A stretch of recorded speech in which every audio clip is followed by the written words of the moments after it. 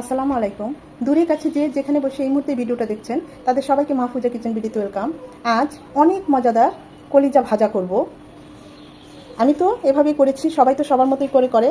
তো যারা একদম এখনও ট্রাই করেন না এই কলিজা ভাজাটা, আপনাদের কাছে রিকোয়েস্ট থাকবে একবার হলেও এইভাবে আমার রেসিপি ফলো করে কলিজাটা ভাজবেন, খেয়ে দেখবেন এতটা মজা, দেখবেন অনেক দিন পর্যন্ত এর স্বাদ মুখে লেগে থাকবে। খুবই সহজ এবং সিম্পল, খুব ঝটপটে যে কেউ করে ফেলতে পারেন। তা আজকে আমি কিভাবে কলিজাটা ভেজেছি সেটাই এখন আপনাদের দেখাবো।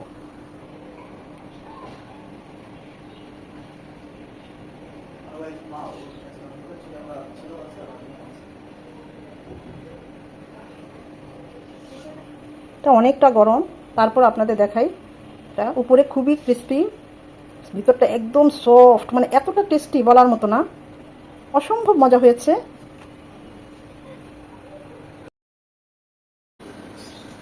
কলিজা এভাবে একটু বড় বড় সাইজের করে কেটে খুব ভালোভাবে বেশ কয়েকবার ধুয়ে পরিষ্কার করে নিয়েছি। যতবারই কলিজা ধুবেন দেখবেন ততবারই ময়লা বের হচ্ছে। কলিজা ভুনা করব না, আজ কলিজা ভাজবো, ফ্রাই করব। কলিজা ফ্রাইও যে এত মজা এটা না খেলে বুঝবেন না। যারা এখনও করেন নাই অবশ্যই আমার রেসিপিটা ফলো করে করবেন, দেখবেন অসম্ভব মজা। আমরা এখন চুলায় চলে যাব। আমি আগে থেকে চুলায় পানি বসিয়ে নিয়েছি, পানিটা ফুটেও এসেছে। দিয়ে দিব কলিজাগুলো। আমি কলিজাটা ভাপিয়ে নেব। এখন কতবার ধুলে কলিজাটা এরকম ফ্রেশ থাকে, তো ঠিক এরকমই খুব বারবার ধুয়ে নিতে হবে।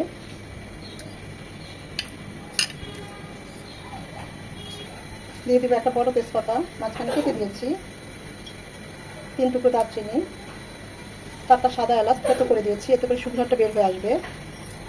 10-12টা কালো গোলমরিচ গুঁড়ো, গোলমরিচ আস্ত গোলমরিচ আর কি। 1 টেবিল চামচ পেঁয়াজ কুচি, 1.5 চামচ আদা রসুনের পেস্ট, 1 চামচ আদা, 1/2 চামচ রসুন একসাথে পেস্ট করে নিয়েছি, স্বাদ অনুযায়ী লবণ। এখনই সব কিছু দিয়ে কলিজাটাকে একদম ভাপিয়ে নেব 80 থেকে 90%।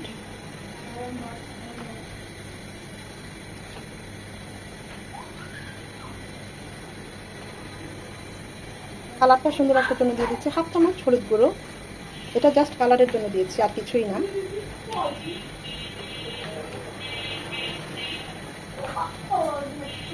এখন এটাকে 70 থেকে 80% একদম বয়েল করে নেব। বয়েল করে পানিটা ভালোভাবে ছেঁকে আবারও 3 থেকে 4 বার ধুয়ে নেব। একদম পুরোপুরি কুক করবো না, 70 থেকে 80% কুক করবো, জাস্ট একটু শক্ত শক্ত থাকবে, কারণ এটাকে আমরা আবার ফ্রাই করবো। তখন এই 30%-এ আমাদের পুরোপুরি কুক হয়ে যাবে।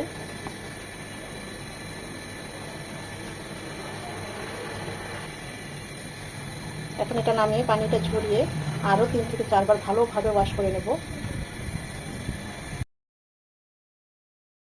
কলিজাগুলো ভালো করে সেদ্ধ করে পানিটা ছড়িয়ে নিয়েছি। দিয়ে দিচ্ছি 1 টেবিল চামচ আদা রসুনের পেস্ট। আমরা কিন্তু আদা রসুন দিয়ে সেদ্ধ করেছি, তারপরেও দিবেন। 1 টেবিল চামচ পেঁয়াজ বাটা।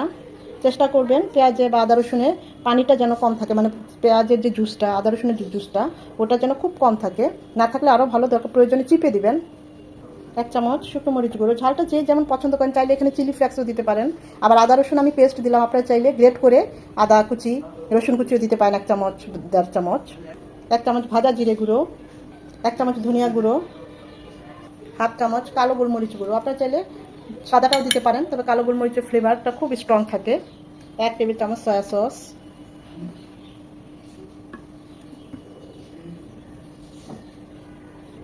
1 পিস লেবুর রস।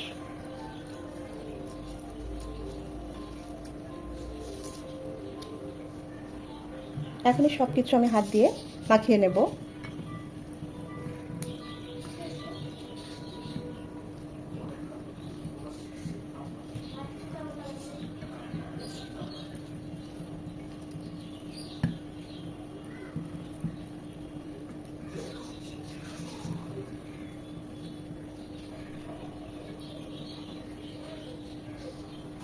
সব কিছু ভালোভাবে মাখিয়ে নিয়ে এটাকে 10 মিনিট রেস্টে রাখবো।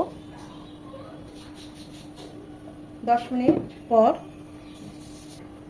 1 টেবিল চামচ কর্নফ্লাওয়ার, বেশি দেওয়া যাবে না, জাস্ট মশলাগুলো একদম টাইট হয়ে যাবে কলিজার সাথে, মানে লক হয়ে যাবে। আর 1 চামচের মতো রান্নার রেগুলার সয়াবিন তেল, আমরা কিন্তু কলিজাটা সেদ্ধ করার সময় লবণ দিয়ে সেদ্ধ করেছি, তাই এখন বুঝে লবণ দিতে হবে। যদি দরকার মনে করেন দিবেন, যদি দরকার না হয় দিবেন না। আমার মনে হচ্ছে সামান্য একটু লবণ লাগবে, তাই আমি সামান্য একটু লবণ দিলাম। সব কিছু ভালোভাবে মাখিয়ে নেব। এখন আর রেস্টে রাখবো না, এখন আমরা সরাসরি চুলায় চলে যাব। যদি কর্নফ্লাওয়ার না দেন ময়দাও দিতে পারেন, তবে খুবই সামান্য।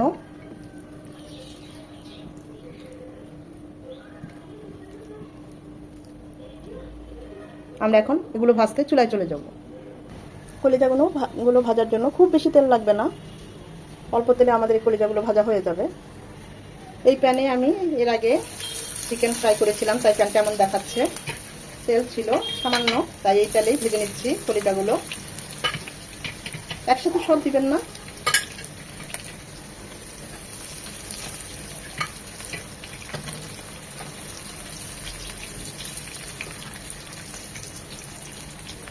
যেহেতু আমাদের কলিজাগুলো 80% কুক করা, সেদ্ধ করাই আছে, আবার মেরিনেশন করে রেখেছি, সব মিলিয়ে আমাদের কলিজাগুলো একদম পারফেক্টভাবে 90% কুক আছে। এখন শুধু 10% আমরা ভেজে নেব।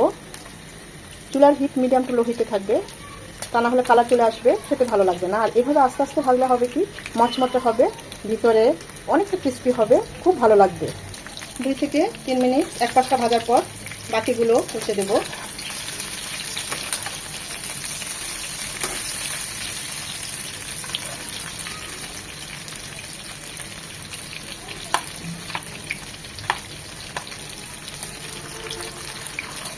আমরা কলিজা ভুনা খেয়ে থাকি, কলিজা দিয়ে সিঙ্গারা করে থাকি, কত রকমের রেসিপি আমরা কলিজা দিয়ে করে থাকি।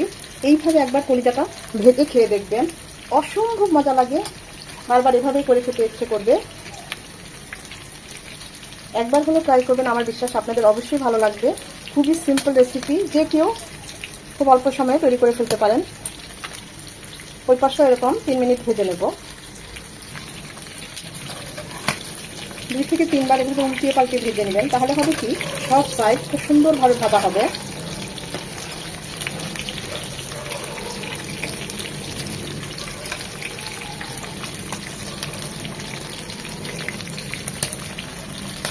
আমাদের এই কলিজা ভাজার ক্ষেত্রে কোনো রকমের এক্সট্রা পানি নেই, আমরা সেদ্ধ করে পানিটা খুব ভালোভাবে ছড়িয়ে নিয়েছি।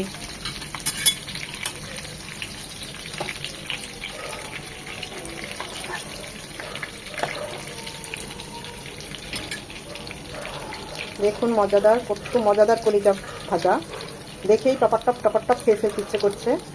বাইরে ক্রিস্পি, ভিতরে একদম সফট, অসম্ভব মজার এই কলিজা ভাজা। কালারটা দেখুন মাশাআল্লাহ কত সুন্দর এসেছে।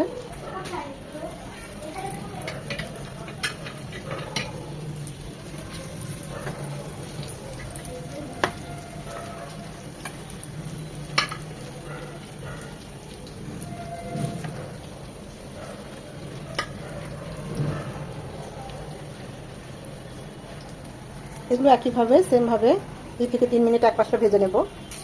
কতভাবে কলিজা ভাজা খেয়ে থাকেন, এই রেসিপি ফলো করে একবার হলে কলিজাটা ভাজবেন, এটা আপনাদের কাছে আমার একটা রিকোয়েস্ট থাকবে।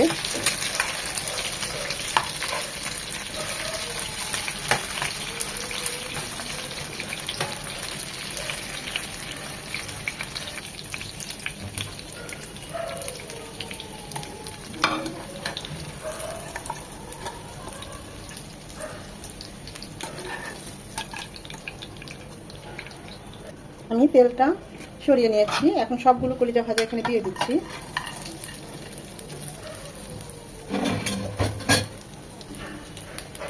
দিয়ে দিচ্ছি 1 টেবিল চামচ ধনেপাতা কুচি, আর সামান্য হাত দিয়ে চিমটি লবণ ছিটিয়ে দিচ্ছি। আমি এখন চুলাটা অফ করে দিব, আমি কিন্তু চুলাটা অফ করে দিয়েছি। এখন এটা মিশিয়ে নেব।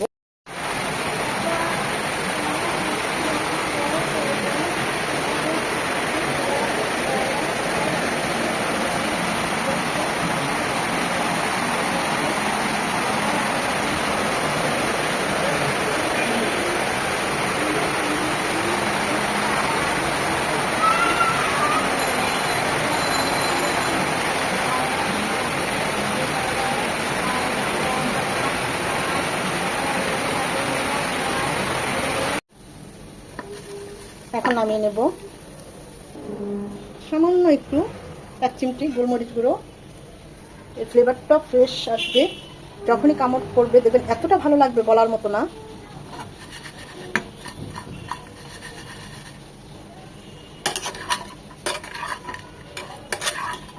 এবং এই কাজটা অবশ্যই চুলা বন্ধ করে করবেন।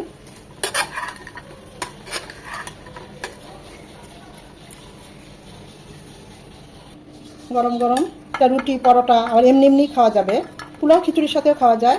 আসলে যে যেভাবে খায়, বাচ্চারা তো এমনি এমনি খায়, অপেক্ষা করছে কখন ভিডিও শেষ করব আর তারা খাওয়া শুরু করবে।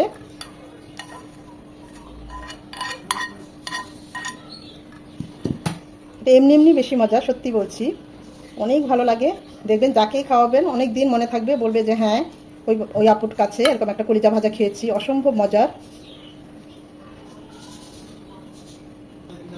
আমি সামান্য কাঁচামরিচ একদম কুচিয়ে নিয়ে দিচ্ছি, এটা জাস্ট এমনি টেস্টের জন্য, আপনারা চাইলে নাও দিতে পারেন যেহেতু বাচ্চারা খাবে। উপরে আরেকটু ধনেপাতা কুচি দিয়ে গার্নিশ করে নিচ্ছি। আশা করি আজকের এই ভিডিও আপনাদের ভালো লেগেছে। যদি ভালো লেগে থাকে অবশ্যই একটা লাইক দিবেন, কারণ আপনাদের এই একটা লাইক আমাকে পরবর্তী ভিডিও করতে উৎসাহিত করে, উদ্বুদ্ধ করে। ফ্রেন্ডস অ্যান্ড ফ্যামিলির মাঝে বেশি বেশি করে শেয়ার করে দিবেন, যেন তারাও এরকম সহজ এবং মজার রেসিপি দেখতে পায়। সময় নিয়ে যারা এতক্ষণ ভিডিওটা দেখেছেন তাদের সবাইকে আন্তরিক ধন্যবাদ। সবাই ভালো থাকবেন, সুস্থ থাকবেন, নিজের প্রতি যত্ন নেবেন।